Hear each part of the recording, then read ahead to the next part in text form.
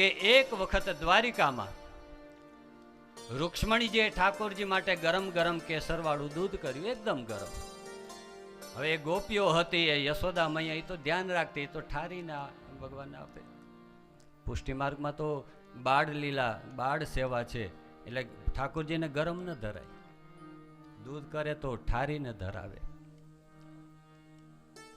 તો રૂક્ષ્મણીજી એ ગરમ દૂધ હતું, અને એ ગરમ દૂધ જ્યાં પીવડાવ્યું, ઠાકોરજીએ દૂધ તો પીધું, મુખમાં મૂક્યું એકદમ ગરમ દૂધ, અને ઠાકોરજીના મુખમાંથી નીકળી ગયું રાધે રાધે રાધે રાધે. આ રૂક્ષ્મણીજીએ સાંભળ્યું. ઠાકોરજી ઘણી વખત રાત્રિના સૂતા સૂતા પણ રાધે રાધે રાધે કરતા હોય, રૂક્ષ્મણીજી સાંભળે છે.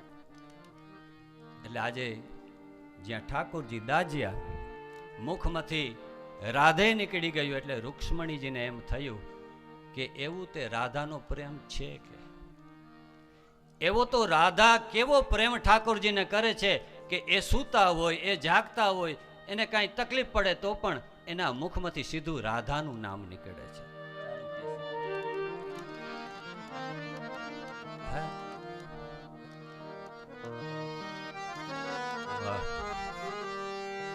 એ દૂધ મૂક્યું અને ઠાકોરજી શું બોલ્યા? રાધે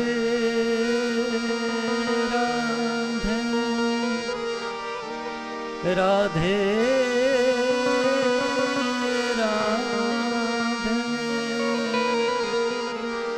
રાધે રાધે રાધે રૂક્ષ્મણી જે જ્યાં ગરમ દૂધ આપ્યું અને ભગવાનના મુખમાં એક ગરમ દૂધ પહોંચ્યું, ઠાકોરજીની આંખો બંધ થઈને ઠાકોરજીના મુખમાંથી નીકળ્યું રાધે રાધે. રૂક્ષ્મણીજી મનમાં વિચાર કરે છે કે એવો તો રાધાનો પ્રેમ, પ્રતિક્ષણ આટલા વર્ષ થઈ ગયા, એટલી પટરાણીઓ સેવા કરે, અને છતાં ઠાકોરજી રાધાને ભૂલી નથી શકતા. એક વખત તો મારે આ રાધાને મળવું પડશે, આ રાધાને એક વખત જોવી પડશે. સોનાનો રથ તૈયાર કર્યો રૂક્ષ્મણીજીએ બરસાના આવવા માટે, અને બરસાનામાં એક શ્વેત, એક સફેદ સુંદર મજાનો રાધાજીનો મહેલ, અને રથ ઉપર સવાર થઈ રૂક્ષ્મણીજી રાધાજીને મળવા માટે આવે છે. જો આ ભક્તિ, આ પ્રેમ છે. ઐશ્વર્ય રૂક્ષ્મણીજીનું વધારે છે, પણ રાધાજીને રૂક્ષ્મણીજીને મળવા માટે નથી જવું પડતું, રૂક્ષ્મણીજીને રાધા પાસે જવું પડે છે. એ સોનાના રથ ઉપર સવાર થઈને રૂક્ષ્મણીજી બરસાના પહોંચે છે. સુંદર મજાનો એક મહેલ અને એક ઉપવન, એની શોભા જોઈ રૂક્ષ્મણીજી રથમાંથી ઉતરી આગળ પ્રયાણ કરે છે, અને રથની મહેલની બહાર એક સુંદર મજાની શ્વેત સાડી પહેરેલી સ્ત્રી દેખાય છે, અને રૂક્ષ્મણીજી એનું તેજ જોઈ, એનું રૂપ જોઈને માની લે છે કે આ રાધા છે. એટલે પૂછે છે રાધા? એ સ્ત્રીએ જવાબ આપ્યો, હું રાધા નથી, હું તો રાધાની દાસી છું, એની સેવિકા છું. એનું રૂપ જોઈને રૂક્ષ્મણીજી મનમાં વિચાર કરે, અરે દાસી એટલી સુંદર, એટલી તેજસ્વી, તો એ રાધા કેટલી તેજસ્વી હશે. રૂક્ષ્મણીજી એ પગથિયાઓ ચડી એ મહેલમાં પહોંચે છે. ફરી પાછી કોઈ સુંદર સ્ત્રીને જોઈ રાધા રાધા કહીને પોકારવા લાગે. એ સ્ત્રી પણ કહે છે, હું રાધા નહીં, હું તો એની દાસી છું. એમ આજ રૂક્ષ્મણીજી રાધાને મળવા માટે એના મહેલમાં આગળ વધતા જાય છે. તેજના એ અંબાર એ આગળ વધતા જાય છે, અને દૂરથી જ્યાં જોયું તો શ્વેત સુંદર મજાના વસ્ત્ર ધારણ કરેલા, અને એ રાધાજી એ પોતાની સૈયા ઉપર બિરાજી રહ્યા હતા. અને એક દાસીએ કહ્યું કે આ અમારી સ્વામિનીજી, આ અમારી રાધા રાણી છે. એ દૂરથી રાધાને આજે જ્યાં પહેલી વખત જોયું, અને જે રૂક્ષ્મણીજીને એમ હતું કે હું તો દ્વારકાની પટરાણી, પણ યાદ રાખજો, રૂક્ષ્મણી એ લક્ષ્મી છે, રાધા એ મહાલક્ષ્મી છે.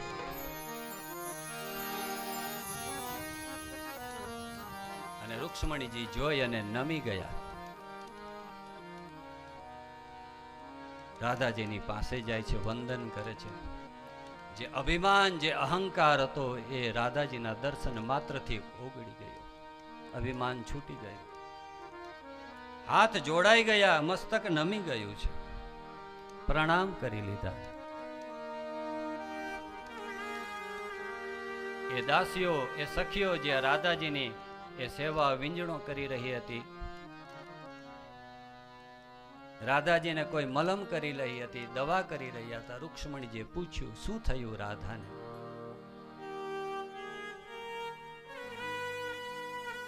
તો એક દાસીએ વાત કરી કે રૂક્ષ્મણીજી, અમારી રાધાના મોઢામાં ફોડલા પડ્યા છે, દાજી ગયા છે.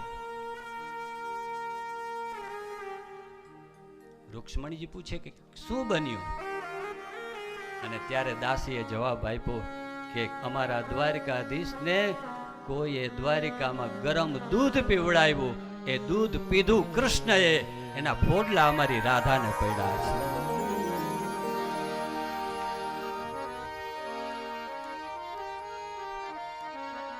આ બતાવે છે કે કેટલા અભિન્ન છે. કાંટો લાગે કૃષ્ણને, પીડા થાય રાધાને. અને આવી રીતે એ કૃષ્ણને પીવડાવેલું જે દૂધ, અને ત્યારે ઠાકોરજીના મુખમાંથી રાધે રાધે નીકળ્યું. હવે રૂક્ષ્મણીજી સમજી ગયા કે ભગવાન રાધાને કેટલો પ્રેમ કરે છે. અભિમાન છૂટી ગયું, રાધાજીના ચરણમાં પડી ગયા અને વિનંતી કરે છે કે ધન્ય છે રાધા તમારા ભાવને. અમે ગમે એટલા પ્રયત્ન કરીએ પણ તમારા જેવો પ્રેમ અમે ક્યારેય દ્વારકાધીશને કરી નહીં શકીએ. રાધે તું બડ ભાગની, તૂને કોન તપસ્યા કી, तीन लोक तारण तरण सो तेरे आधीन।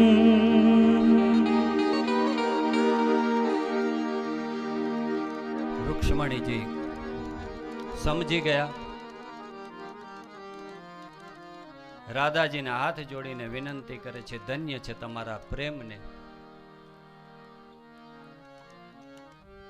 કૃષ્ણ અને રાધાનું એ જે વિયોગ થયો, ફરીથી મિલન નથી થયું.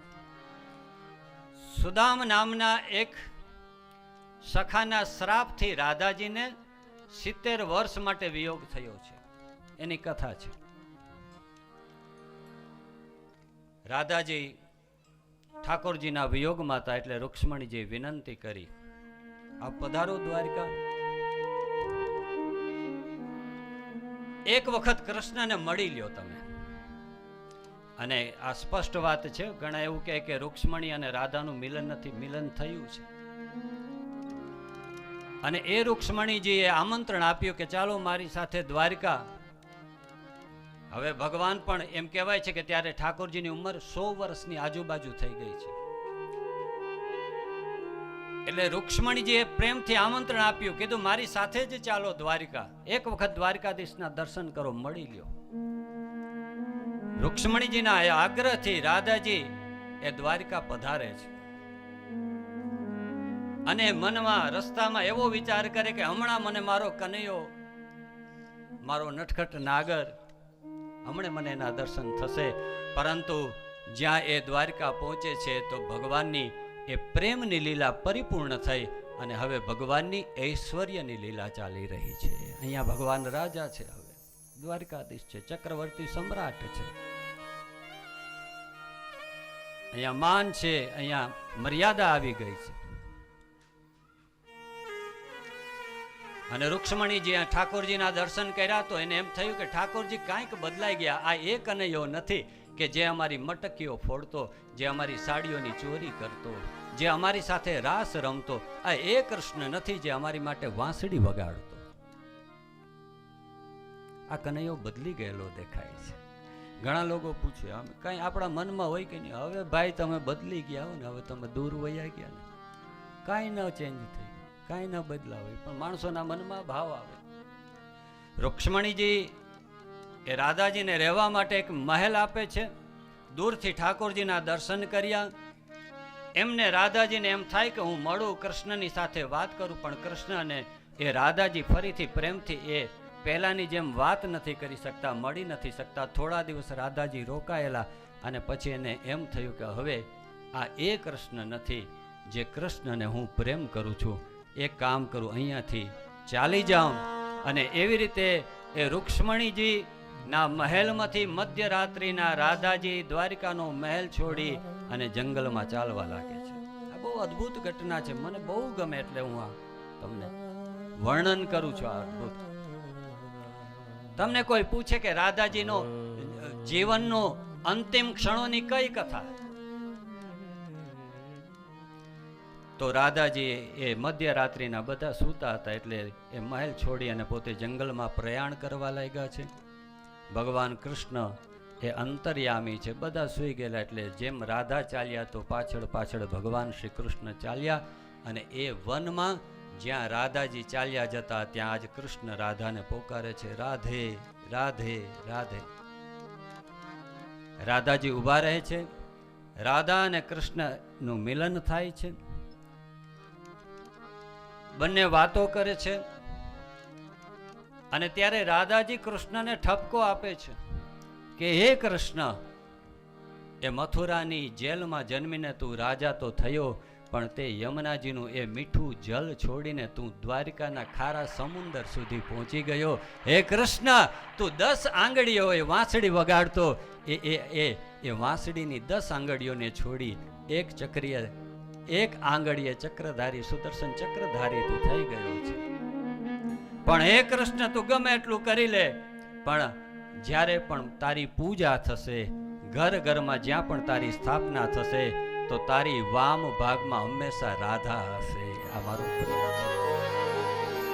વામે યસ્ય સ્થિતા રાધા શ્રીશ્ચ યસ્યાસ્તિ વક્ષસી વૃંદાવન વિહારં તમ શ્રીકૃષ્ણં હૃદિ ચિંતયે.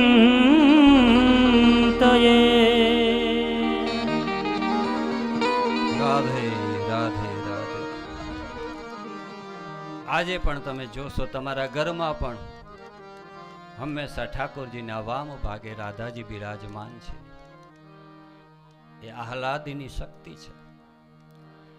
કૃષ્ણ ને રાધા આજ મળે છે. રાધાજી મીઠો ઠપકો આપે છે. કૃષ્ણ પૂછે છે, રાધા તારી કઈ ઈચ્છા? રાધાજી હાથ જોડીને કીધું, કનૈયા એક ઈચ્છા છે. શું? તું જ્યારથી મથુરા ગયો તે વાંસળી છોડી દીધી, આજ એક વખત ફરીથી મારા માટે વાંસળી વગાડ. અને એવું સંતોએ બહુ સરસ વર્ણન કર્યું કે એ જગત જ્યારે સૂતેલું છે ત્યારે એ જંગલમાં, એ વનમાં ભગવાન શ્રી કૃષ્ણ એ મુરલીધર બન્યા છે, ખોળો પાથર્યો છે અને રાધાજીનું મસ્તક પોતાની ગોદમાં રાખ્યું છે. અને ભગવાને સુંદર મજાના એ વેણુના નાદ છેડ્યા. એ મધુર વાંસળીના નાદમાં રાધાજી ખોવાઈ ગયા. રાધા અને કૃષ્ણ બે જાગે છે, જગત આખું સૂતેલું છે. અને સંતોએ એવું વર્ણન કર્યું કે એ જેમ જેમ વાંસળી વગડતી જાય છે, વગડતી જાય છે, એમ રાધાજીની એક એક ઇન્દ્રિય અને એ જે રાધાજીનું જે દિવ્ય સ્વરૂપ હતું એ ધીમે ધીમે ઠાકોરજીની અંદર વિલીન થવા લાગ્યું. એ રાધાજી ઠાકોરજીની અંદર સમાવા લાગ્યા છે. રાધાજીએ દેહ નથી છોડી. રાધાજીનું મૃત્યુ ન થાય. જે રાધા ઠાકોરજીમાંથી વામ ભાગમાંથી પ્રગટ થયેલા એ જ રાધાજી ફરીથી ઠાકોરજીની અંદર સમાઈ ગયા છે. મીરાનું મૃત્યુ થોડું થયું છે. એ મેવાડના લોકો જ્યારે મીરાને તેડવા માટે આવ્યા ને એ એ દ્વારકાની એ દિવ્ય ભૂમિમાં મીરાબાઈ કીર્તન કરતા હતા. કીધું મીરા અમે માફી માંગીએ છીએ, ફરીથી મેવાડ ચાલો. મીરાએ કીધું મારે ઠાકોરજીને પૂછવું પડે. નિજ મંદિરમાં મીરા ઠાકોરજીને પૂછવા માટે જાય છે, ટેરો કરેલો છે. અને ત્યારે ઠાકોરજીએ મીરાને કીધું કે મીરા હવે તમારે મેવાડ ન જવાનું હોય, હવે તો તમારે મારી પાસે આવવાનું હોય. અને એ ઠાકોરજીના મુખારવિંદમાં મીરા સમાવા લાગ્યા છે. અને જ્યાં એ ટેરો ખુલ્યો, પડદો ખુલ્યો અને જોયું તો મીરા તો દ્વારકાધીશની અંદર એ સમાઈ ગયા. એક સાડીનો છેડો બાકી રહી ગયેલો.